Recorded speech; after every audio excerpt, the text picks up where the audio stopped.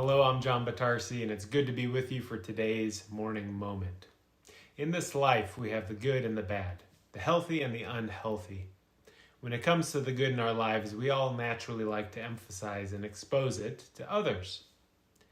You know, it's hard to believe, but it's been roughly 1 year since news of the pandemic hit, including stay-at-home orders and various guidelines, and it became a reality for all of us. With limited things to do this past year, people began to flood social media more than ever to entertain ourselves. Social media is a perfect example of highlighting the good in our lives for others to see. You know, if you hop on any of the popular social networks today, you'll see friends, family, acquaintances, and maybe even people you have no clue who they are, sharing all of the amazing things they are doing and experiencing. And that's great and all, but what about the not so good things in our lives? The bad behavior, the places some go, the words used, and so on. These things aren't typically shared and exposed for all to see. Well, today we're looking at John 3:19 through 20, which comes just after the well-known verse, John 3:16. Verses 19 and 20 say this. This is the verdict.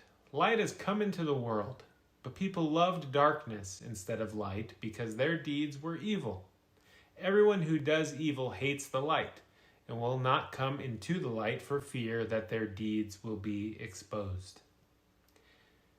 Everything Jesus did, he did in the light, meaning he did openly. He didn't hide anything. Jesus called us children of the light. In fact, he encouraged us to let our light so shine before others so that they can see that we are different as God's people and to glorify him. In the light, we can't hide very much. But don't only think of it as light like sunlight.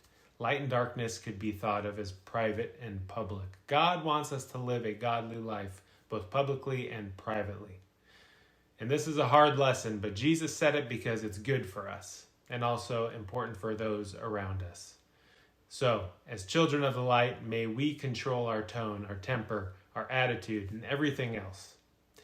When we behave as when we are in the light, we're reminded of 1 Corinthians 10:31 that says, whatever we do, even eat or drink, do it as unto the Lord, for the glory of God. That would be the kind of life Jesus would be proud of and serve well as a witness to others. Anything else that we may struggle with, may we not feel condemned, but rather may we know that we can lay it at the feet of Jesus, who came to save the world. God bless you today.